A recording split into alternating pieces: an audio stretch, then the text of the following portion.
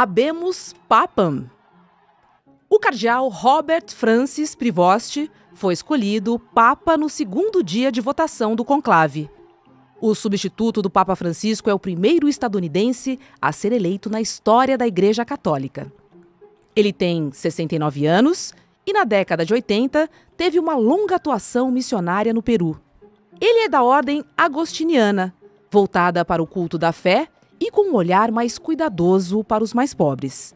A escolha do nome Leão XIV indica o caminho do seu pontificado. O Papa Leão XIII foi quem primeiro abordou questões de desigualdade e justiça social dentro da Igreja, fazendo críticas diretas ao acúmulo de capital. Prevost foi nomeado cardeal pelo próprio Papa Francisco e, antes de ser Papa, fez críticas abertas a Donald Trump.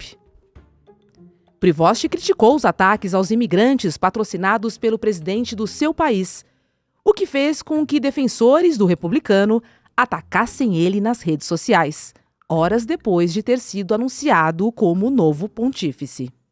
Leão XIV é considerado um moderado e terá o desafio de unir duas linhas distintas da Igreja: os progressistas, que defendem a continuidade da abertura proposta por Francisco, e os conservadores, que desejam um retorno às tradições católicas. Sexta-feira, 9 de maio de 2025.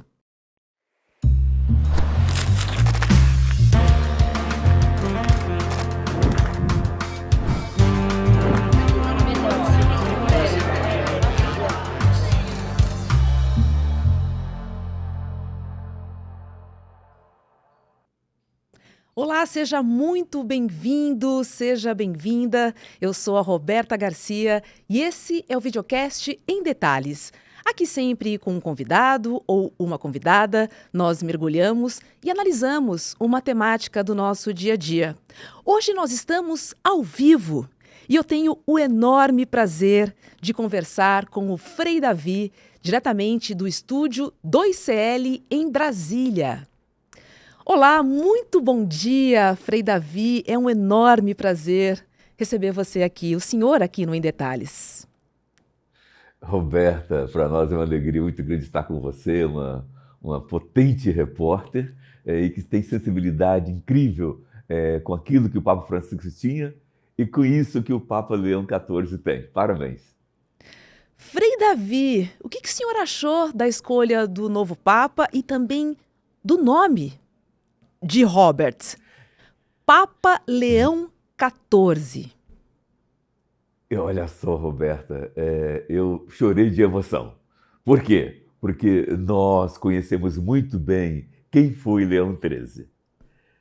Eu quero comunicar àqueles desavisados católicos brasileiros que Leão XIII foi um papa que escreveu uma carta aos bispos do Brasil, exigindo, conclamando os bispos do Brasil a ter maior empenho contra a escravidão, pelo fim da escravidão.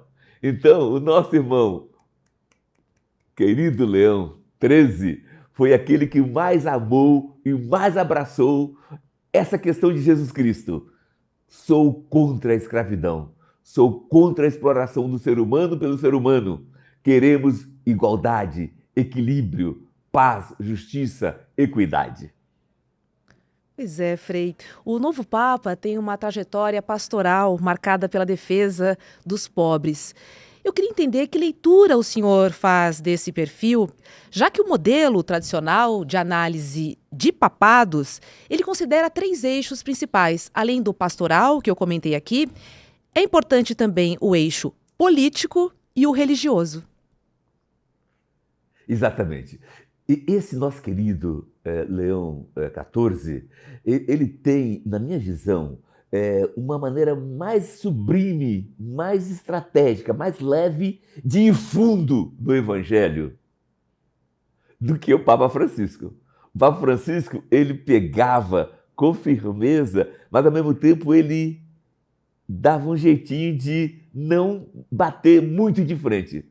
Este, não é que ele venha bater de frente, mas esse quer ver o Evangelho sendo levado a sério. Então, a nível de sociedade, e acho que Jesus Cristo surgiu no mundo não para a Igreja Católica. Jesus Cristo surgiu no mundo para o mundo. E acho que Papa Francisco e o Papa Leão XIV, ele tem consciência que ele é Papa para ser liderança não da Igreja Católica somente, mas para ser liderança de uma sociedade que abrace o reino de Deus com leveza, seriedade e compromisso. Pois é, e logo no seu primeiro discurso, né, o Papa Leão XIV, ele pediu uma igreja sem medo de se renovar. Isso apontaria para a continuidade da linha de Francisco, ou seja, qual o legado de Francisco que o Papa Leão XIV deve continuar firmemente, hein? Eu tenho certeza que ele vai trabalhar aquilo que é mais assim duro para o mundo moderno, que é a exploração do trabalho. Então hoje o grande escravo do mundo moderno, escravidão essa que o Papa Leão XIII atacou com firmeza, determinação e limpidez. Hoje, infelizmente, não só nós afro-brasileiros e não só nós afrodescendentes do mundo somos as grandes vítimas do sistema escravocrata de ontem e de hoje. Hoje, o volume da escravidão é muito maior e pega branco, negro, é pobre, é lascado, é do terceiro mundo, está sendo escravizado pela uberização. A uberização do trabalho no mundo talvez vai ser o ponto-chave que o Papa Leão XIV vai pegar de surpresa o mundo. Porque ninguém no mundo, nem o Papa Francisco, botou o dedo na uberização do trabalho. E eu tenho convicção, na minha intuição, eu tenho convicção que o Papa Leão XIV vai colocar o dedo na uberização, que para mim é o maior estrago de toda a humanidade, igual ou pior que a escravidão. A escravidão que nosso povo negro sofreu no Brasil e no mundo inteiro foi cruel, foi destruidora, avassaladora. Mas eu não tenho dúvida, a escravidão da uberização faz estrago igual ou pior do que o que nós sofremos. Sem dúvidas, Frei. É a precarização do trabalho que ainda insiste em acontecer sem um olhar mais atencioso. Agora, o Papa Leão XIV, ele também ressaltou a importância do diálogo interreligioso. Queria lembrar aqui que muitas guerras e mortes acontecem em nome da fé. Como é que a igreja pode fortalecer esse papel de ponte, hein, Frei? Olha só, existem as micro-guerras e as macro-guerras. Eu vou pegar, e aí linkando com o tema religioso, eu vou pegar o exemplo do Brasil. De cada 10 templos profanados ou destruídos no Brasil, 9 são templos de matrizes africanas. E isso, a Igreja Católica Brasileira tem sido omissa.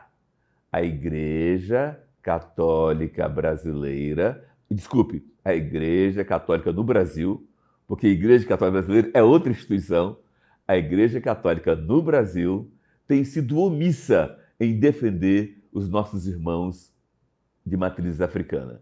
Ora, você pode ser islâmico, você pode ser judeu, você pode ser de qualquer outra religião aqui no Brasil, religiões orientais, religiões ocidentais, você pode ser de qualquer religião. Mas se você é de religião africana, você é massacrado, humilhado e envergonhado. Isso tem que acabar.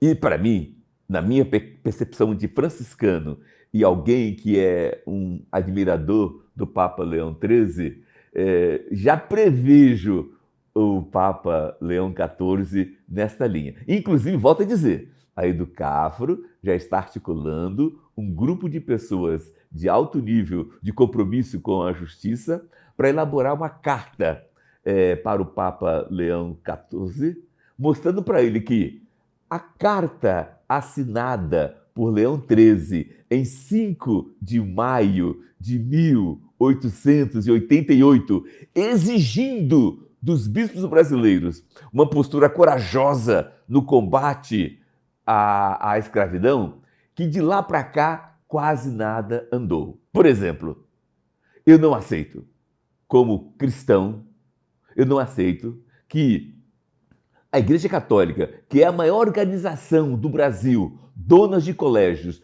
de ensino fundamental, ensino médio e ensino superior, nesse conjunto de organizações educacionais do Brasil, na mão da Igreja Católica, de maneira assim quase que ousada, de maneira quase que ofensiva a Jesus Cristo, ao Evangelho de Jesus Cristo, esta Igreja Católica não permitiu que nem 3% dos que ocupam as escolas católicas no ensino fundamental, no ensino médio e no ensino superior, nem 3% são afro-brasileiros. Isso não pode continuar.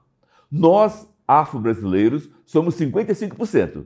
E o Papa Leão XIV, com certeza, ele vai ser acionado por nós negros católicos, mas não só nós negros católicos. Vamos fazer um grupo plural de todas as religiões para fazer uma carta ao Papa Leão XIV, dando a ele a atualização. Do tempo do Papa Leão XIII até hoje, quase nada mudou para o bem do povo afro-brasileiro e, com certeza, essa situação não pode continuar. Chegou a um nível insuportável. A matança de jovens negros por Tarcísio, em São Paulo, a matança de jovens negros nos 4 cantos do Brasil, até em governos governados pelo PT, na Bahia. A Bahia foi o estado que mais matou negro nos últimos 10 anos. A Bahia foi o estado que mais matou negro nos últimos 10 anos. E, consequentemente, isso chegará nos ouvidos, na mão e no coração do Papa Leão XIV. Com certeza, Frei, esse genocídio, né, que acontece na Bahia, em São Paulo, no Rio, em Curitiba, ele é um assunto suprapartidário. E certamente a igreja, como nos ensina, ela trabalha pela caristia, né, compaixão e principalmente no combate a qualquer tipo de diferença e desigualdade social.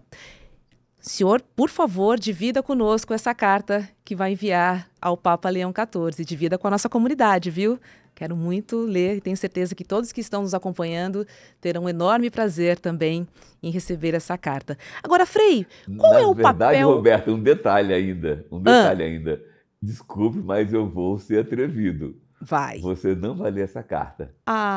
Não pode? Vai ler essa carta. Você vai ajudar a produzir essa carta. Sério, Frei Davi? Exatamente. Estou te convidando para ajudar a produzir essa carta. Estou muito emocionada pelo convite. Muito obrigada mesmo. Agora, Frei, qual é o papel político e diplomático também que ele pode desempenhar nesse contexto global que a gente vive? Vamos lembrar, né, que ele é estadunidense e hoje nos Estados Unidos eles são governados, né, pelo governo de Donald Trump. Ele, inclusive, já se posicionou contra a política de imigração do presidente do seu país. Como é que o senhor vê essa relação? Porque esse encontro do Papa Leão XIV com Donald Trump é muito aguardado, porque a gente entende que as políticas que vêm dos Estados Unidos, elas impactam o mundo todo.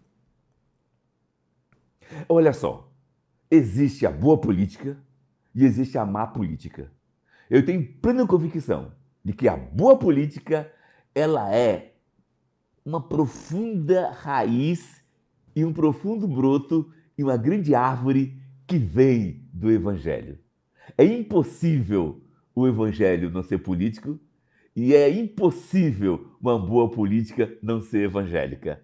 Então, eu entendo que este Papa, ele vai trafegar, ele vai andar, ele vai circular do espaço dos ritos cristãos para o rito político da sociedade, com a tremenda leveza e naturalidade, entendendo que são coisas conexas, são coisas de continuidade. Então, ele não vai ter esse dualismo de que aqui é igreja e ali é política, porque esse dualismo é doentio. Jesus Cristo e o nosso querido São Francisco de Assis e o nosso querido Papa Francisco, eles se esforçaram muito para fazer com que essa compreensão fosse límpida. Jesus falou: tive fome e desse-me de comer. Você tem fome aonde? Dentro da igreja ou na sociedade? Tive sede e desse-me de beber. Você tem sede aonde? Dentro da igreja ou na sociedade? Estive nu e me vestiste. Você esteve nu aonde? Dentro da igreja ou na sociedade? Estive preso e fosse me visitar. Você esteve preso aonde? Na igreja ou na sociedade? Então, percebem? Então, a questão do límpido evangelho é profundamente a boa política. Eu tenho certeza que Donald Trump não entende disso, do que é boa política e do que é má política. Eu tenho certeza que nosso querido Leão XIV vai ter a alegria e a pedagogia certa para trabalhar o coração do nosso irmão presidente dos Estados Unidos. Pois é, Frei. Que toque o seu coração, né? O coração de Donald Trump também. Agora, a gente sabe que a Igreja Católica cresceu muito na África e na Ásia. Mas o Papa também assume em um momento em que a Igreja perde muitos fiéis para outras denominações cristãs, aí principalmente falando agora da América Latina. O que poderia ser feito para reverter esse quadro, para que o catolicismo volte a ser e volte a ter relevância, principalmente nas camadas mais vulneráveis, hein, Frei Davi? Veja só, são vários fatores aí. E eu estou muito preocupado com a queda da igreja na Europa, que já está quase lá embaixo. Estou muito preocupado com o ritmo rápido da queda da igreja na América Latina e o fato da igreja estar subindo na África e nos países orientais. Na Ásia? Isso não é na Ásia, né? Nos países asiáticos, desculpe, e isso não é lá tão tranquilo, não, porque grande parte dessa igreja que está se solidificando na África e nos países, meu Deus, nos países da Ásia, asiáticos, é uma igreja mais conservadora. No entanto, precisamos de discutir, porque Jesus Cristo não tinha essa história de conservador e progressista. São Francisco não tinha essa história de conservador e progressista. Então, nós precisamos de fazer momentos de diálogo interno na igreja para a gente vencer esse equívoco, vencermos esse equívoco e, consequentemente, entender e botar o dedo nas feridas. São várias feridas que fazem a igreja cair. A principal ferida, olha só, a Igreja Católica é composta por 24 ritos católicos. Desses 24 ritos, 23 admite o padre casar. E só um não admite o padre casar, que é o rito romano. Os outros 23 ritos admitem, de várias formas diferentes, o casamento do padre. Olha só, eu tenho rodado nesses 40 anos várias expressões religiosas no Brasil e nunca vi nenhuma religião, nenhuma expressão religiosa fazer campanha pedindo a Deus que mande vocações. Não vejo evangélico fazendo isso, não vejo religiões espíritas fazendo isso, não vejo religião judaica fazendo isso, não vejo religião de Maomé fazendo isso, não vejo religiões afro fazendo isso. A única expressão religiosa que faz campanha, reza, reza, reza, reza, reza, para Deus mandar vocação, é a Igreja Católica. Sabe por quê? Porque a igreja não teve a coragem de discutir e permitir diversidade na maneira de viver a afetividade. Aquele padre que se sente chamado para o sacerdócio como casado, que abra o coração para essa possibilidade. Aquele que sente ser chamado para servir o reino de Deus como celibatário, que abra o coração para essa realidade. Só essa mudança vai fazer a igreja dar um grande salto e vai fazer a igreja se atualizar no mundo. E eu entendo que isso é fundamental. E um detalhe, o Papa Leão XIV, ele é agostiniano. Ora, então o fundador dele foi Santo Agostinho. E Santo Agostinho era uma pessoa que tinha uma tremenda dificuldade de trabalhar a sua sexualidade. Santo Agostinho foi uma pessoa que teve grandes dificuldades para trabalhar a sua sexualidade. Ele, inclusive, teve filho antes de casar. Santo Agostinho teve filho antes de casar. E Santo Agostinho, uma vez descobrindo o vigor dos evangelhos, o vigor de Jesus Cristo, ele então fez muito esforço para fazer uma adaptação. E essa adaptação foi feita e Santo Agostinho, que é o fundador dos agostinianos, que é a linha espiritual que o Papa segue, Santo Agostinho, portanto, foi alguém e é alguém que ensina muito de como discutir a sexualidade nos dias de hoje. Eu tenho certeza que uma coisa é o nosso irmão cardeal Robert. Ele tem algumas posturas que a imprensa está questionando, mas eu tenho certeza que outra coisa é o nosso irmão Leão XIV. Ele está ali com o vigor de uma energia de Deus para ele rever suas posições. E eu tenho certeza que, inspirado em Santo Agostinho, ele vai rever a posição dele com referência à sexualidade. E não tem jeito. Precisamos de abrir a igreja para padres casados e mais ainda, e principalmente, precisamos abrir a igreja para o sacerdócio feminino. E para concluir isso, quero lembrar vocês, o fundador dos agostinianos, Santo Agostinho, era uma pessoa africana. Ele era, como eu assim, afrodescendente, e cabelos carapinhados. Portanto, Santo Agostinho é africano, fundador dos agostinianos. Então, o Papa Leão XIII puxou muito a questão afro, na sua maneira de evangelizar, e o Papa Leão XIV, eu tenho certeza, vai explodir no seu coração essa dimensão. Tenho certeza disso. Muito bom, Frei Davi. Eu quero tocar num assunto agora um pouco mais dolorido sobre a igreja, que é a questão dos abusos sexuais, que ainda é uma ferida aberta, né, Frei? Ele, inclusive, o Papa Leão XIV, ele já enfrentou este tipo de violência no Peru e também já denunciou no Vaticano outros católicos, outros padres. A expectativa de que o Papa Leão XIV adote medidas mais duras e transparentes em relação a este assunto que ainda é colocado embaixo do tapete, principalmente pelos setores mais conservadores da igreja? Olha só, eu gostaria de deixar bem evidente um detalhe que é pouco discutido. A Igreja Católica não está nas nuvens.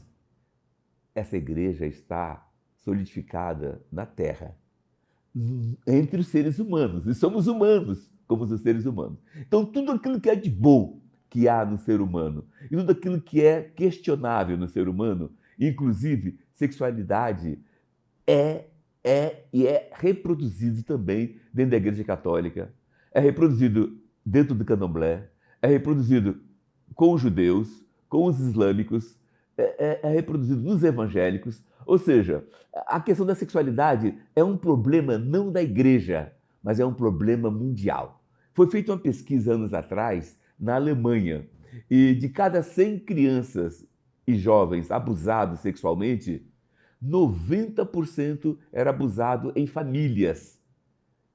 90% era abusado em famílias. Uhum. Parece que 7% era abusado por espaços de pastores evangélicos e 3% abusados por padres. No entanto, a divulgação total da Alemanha, quase, é em cima dos 3%. E não é em cima dos 7%, e não é em cima dos 90%. Então eu quero pedir ao mundo que pare com essa hipocrisia. Vamos atacar o problema da sexualidade com maturidade, como Jesus atacou. Jesus foi colocado diante de um grupo de pessoas farisaicas que falou: essa mulher foi pega em adultério. Jesus então criou todo um clima, colocou a mulher na roda e falou: quem não tem pecado, atire a primeira pedra. E um a um foi saindo até ficar Jesus e a mulher sozinhos. E Jesus falou: mulher, eu não te condeno, vá e não peques mais. Mulher, eu não te condeno, vá e não peques mais. Portanto, a sexualidade tem que ser trabalhada pelo conjunto da sociedade.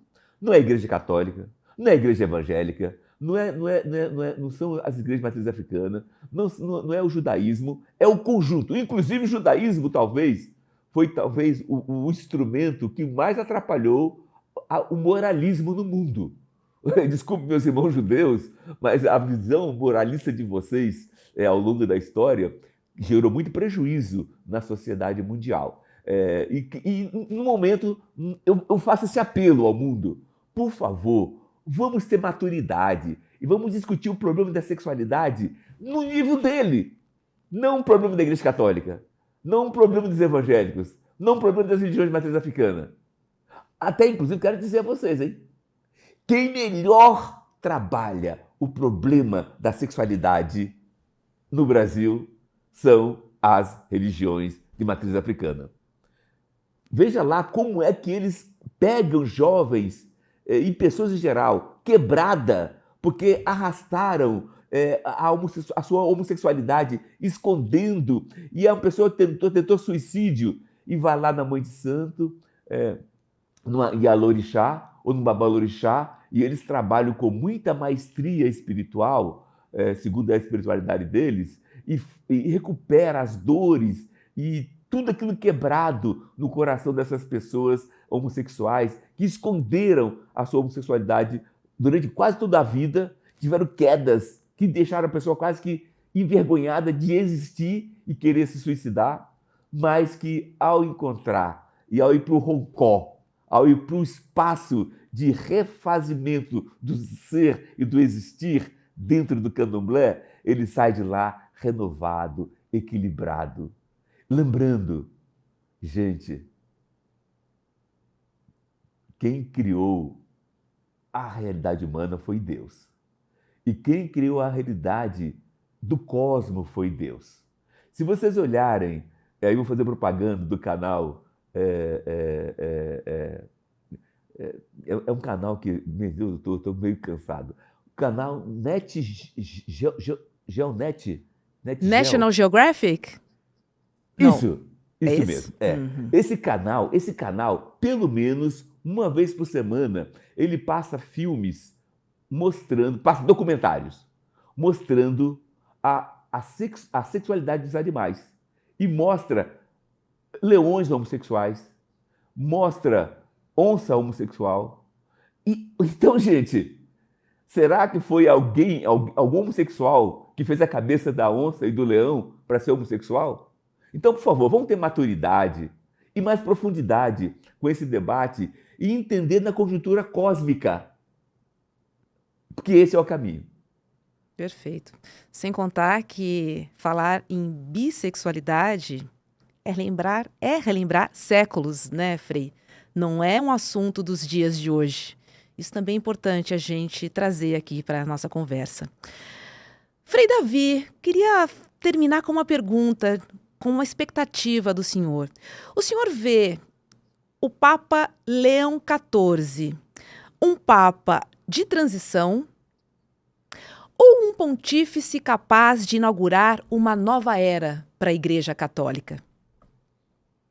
Olha só, é uma pergunta delicada, porque os mistérios de Deus são insondáveis. Aqui no Brasil, um padre sacerdote, um padre comboniano, ele foi escolhido bispo Quando ele foi escolhido bispo, eu chorei de emoção, porque era um dos homens mais lúcidos que existia na igreja do Brasil. Ele era italiano, mas atuava no Brasil como missionário há muitos anos. E esse homem foi escolhido bispo. Eu falei, esse cara vai chegar a ser papa. Jovem, 45 anos.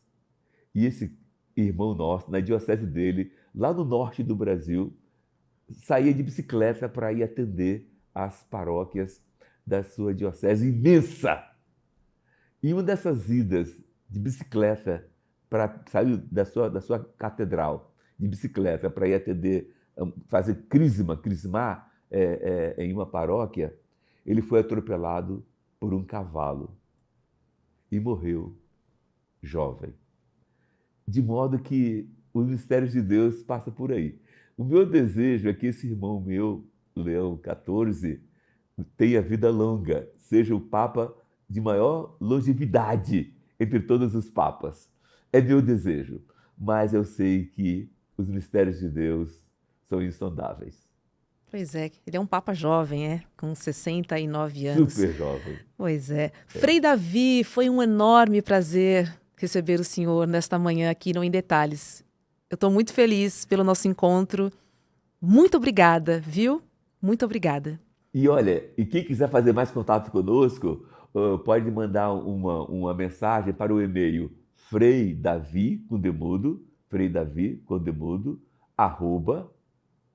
@franciscanos.org.br. Boa. Recado dado, Frei Davi. Um ótimo dia para o senhor. Obrigada novamente. Tchau, tchau. E olha, muita gente pediu e estão abertas as matrículas da segunda turma do curso de pós-graduação do ICL em parceria com a FESP-SP. E para o lançamento dessa segunda turma, nós preparamos uma super aula magna para você tirar todas as dúvidas, tirar os detalhes e também conhecer os professores da segunda turma do curso de pós. Quem vai estar com você é o sociólogo Gessé Souza, que é o coordenador do curso. Então não perca essa oportunidade, tá? A aula magna se chama Por que as elites odeiam o povo brasileiro? Lembrando que ela é aberta, online e gratuita e vai acontecer no dia 15 de maio, às 8 horas da noite. Para isso, você precisa garantir a sua vaga. Então corre lá em emdetalhesicl.com.br, emdetalhesicl.com.br. Corra, porque a segunda turma já vai começar. O Em Detalhes de hoje, ao vivo, fica por aqui. Para você que nos acompanha pelo YouTube, agora é hora de CL Mercado e Investimentos com Débora Maganha. Muito obrigada pela sua companhia e a gente se encontra aqui na programação. Tchau, tchau. Sabe aquela história que no Brasil nada funciona porque o povo não presta? Pois é, isso nunca foi verdade. Mas foi o discurso perfeito para que as elites escondessem os seus privilégios e para elas poderem apontar o dedo para quem de fato sempre foi explorado. E no fim das contas, esse discurso disseminado à torto e à direito tem raízes profundas na herança histórica que o nosso país carrega. E na aula inaugural da segunda turma da pós-ICL-FESP, o sociólogo Gessé Souza vai explicar por que essas ideias se tornaram senso comum e como a elite usa esse discurso para manter o país até hoje de joelhos. Por que as elites odeiam o povo brasileiro? No dia 15 de maio, quinta-feira, às 20 horas, uma aula gratuita e aberta para você que quer compreender melhor esse país.